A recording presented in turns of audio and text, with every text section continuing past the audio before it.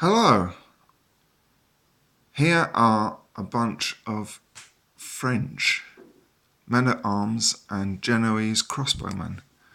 They are peri-plastics, and I've painted these in double quick time by my standards. I've sprayed them and left parts of them that spray colour, apart from doing the odd wash, a tiny bit of highlighting on some of those parts. But the group on the left, the crossbowmen, were sprayed brown first, and the group on the right was sprayed two different colours of silver, or one is actually a sort of graphite colour, this chap.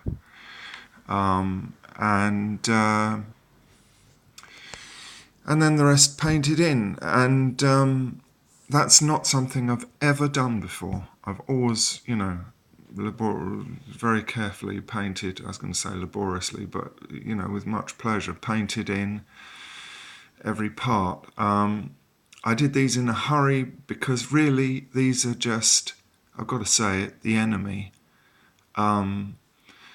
It's not so much prejudice against the French.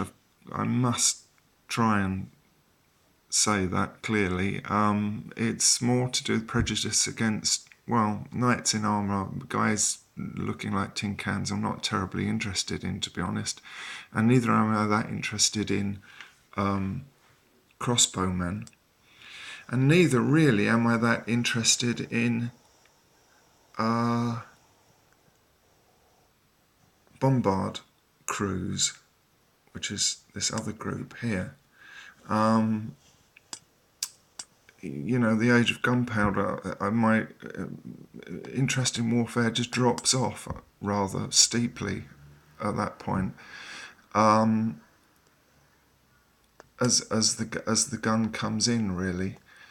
However, these are all for fighting a scenario. This was my initial idea that grabbed me, with the usual sort of tendency towards, a sort of nostalgia, I suppose, a desire to recapture some of the enthusiasms of my youth. And the scenario is in the wonderful Don Featherstone's skirmish wargaming. Here we are at a funny angle, sorry.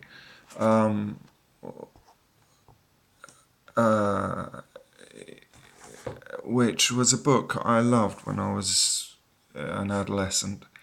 And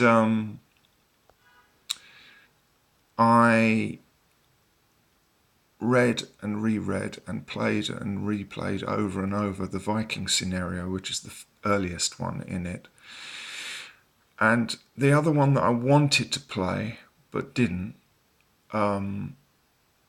was this, English Archers in France, I think it's called. This set of rules, it's very individuated, so that every character in it, there's 17 French and 17 English in the 100 Years' War, English Archers in France scenario.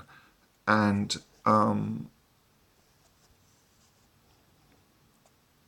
Pierre de Poitou, a veteran weapons pike. So each one has his exact weapons listed, and whether he's a novice, average, or veteran. So there's a considerable amount of detail, and actually in drawing up the scenario, he gives you a little fictional thing, which in this case, in the 100 Years' War case, is actually a sort of a factional adjunct to an actual historical incident involving Sir John Fastolf, who was famously the character that Shakespeare based Falstaff on.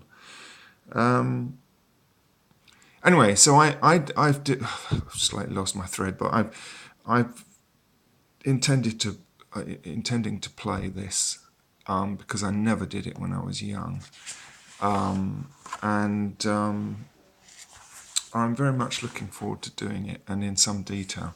This bombard, by the way, is scratch built by me out of the little reels that I actually use, cotton reels available in some craft shops, very small ones, for painting 15mm miniatures on. These, by the way, of course, are 28s. And they're Perry's, as I say. And although they're plastic, I've really enjoyed posing them, and you know, with an eye to the characterization in the scenario. So that's great fun. This is some of my current reading for those that are interested. And line rampant rules under there. Several ospreys actually, but I haven't bothered pulling them all out. And then this great pile of stuff that some of them I'm reading cover to cover, and some of them I'm just picking bits and bobs out and reading. And I've got quite a library of the English, to do with the English warbow, of which there are 3 there, but there's more on the shelves. And it's really the English longbowmen that I'm terribly affectionate towards. I've done quite a bit of archery, would like to do some more. I think I'm going to do some more.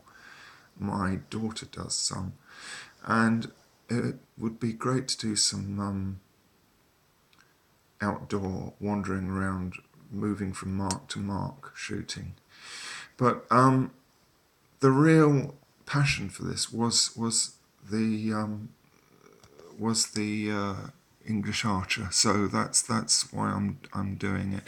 Having said that, I've really enjoyed doing, especially these men at arms. Can we focus here? They are fun to pose and fun to paint, and that method of spray painting and then, you know, just it's amazing how quickly you can get things going.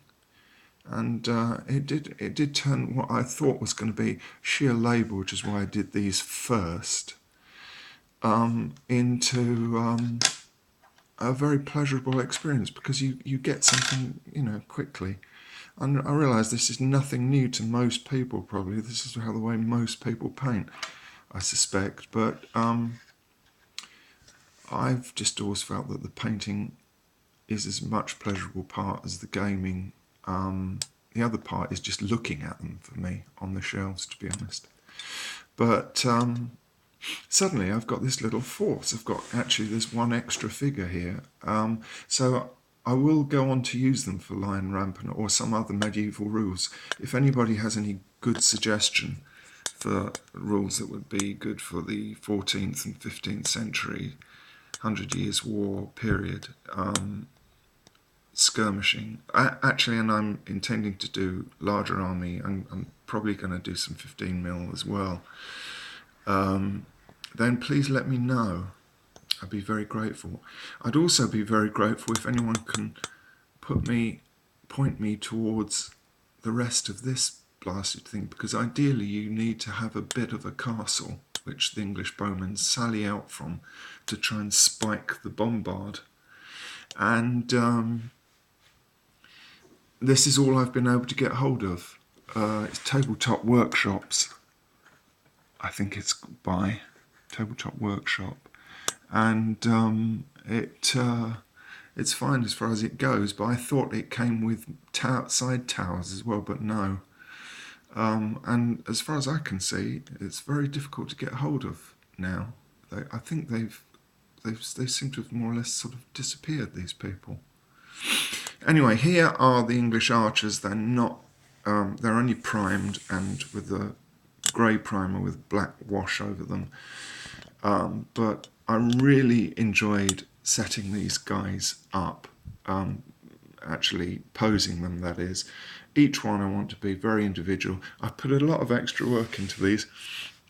Perry are very good, but not quite good enough to my mind, in that, English archers, they worked famously at the butts from the age of about 6 or 7, at least every Sunday. Probably did a lot more. Probably, a lot of them were hunting as well.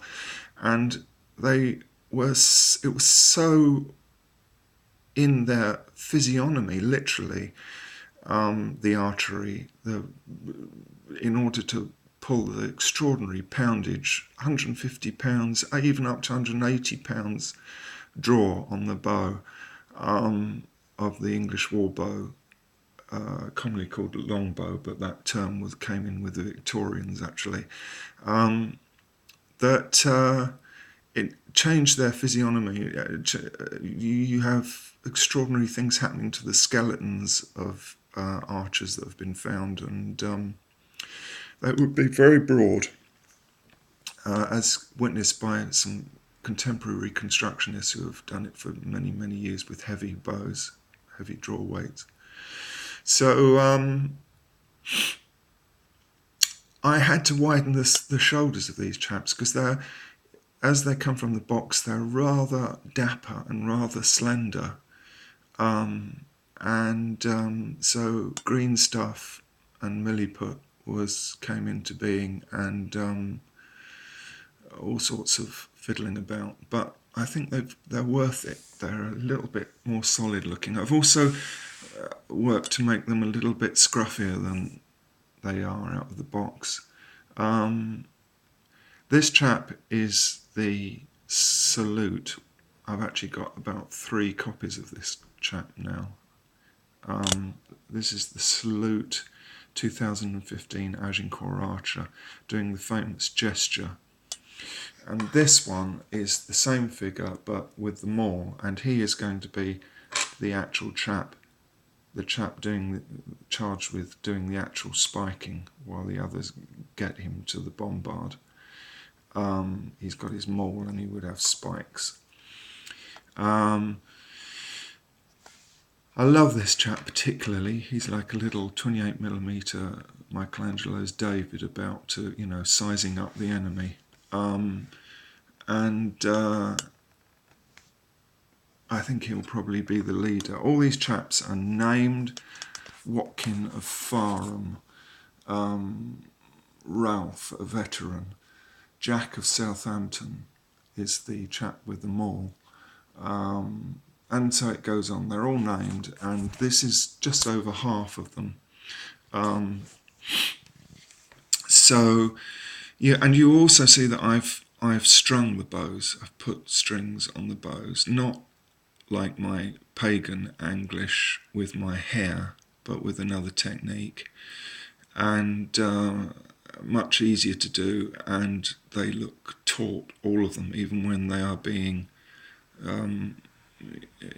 limbs they're having to be derooted or whatever. They're all tightly strung, so that's good.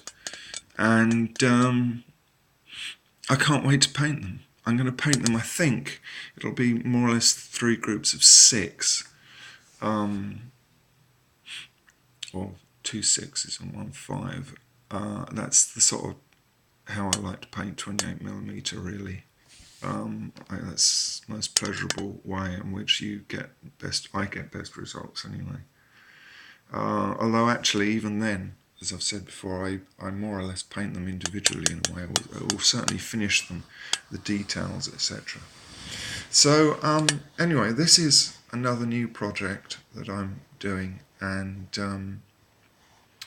I'm very enthused by it, and it's great. It's great to be doing something that has all sorts of possibilities, actually, of expansion.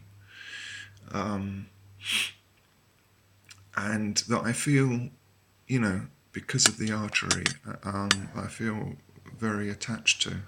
As a kid, I used to own a bow and shoot it in a long garden we had, very long, and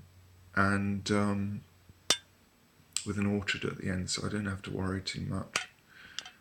And you know, it brings it all that back, and that sort of actual tangible experience is wonderful. Anyway, thanks for watching. Please like and subscribe if you will, and I shall go back to painting now. Cheers.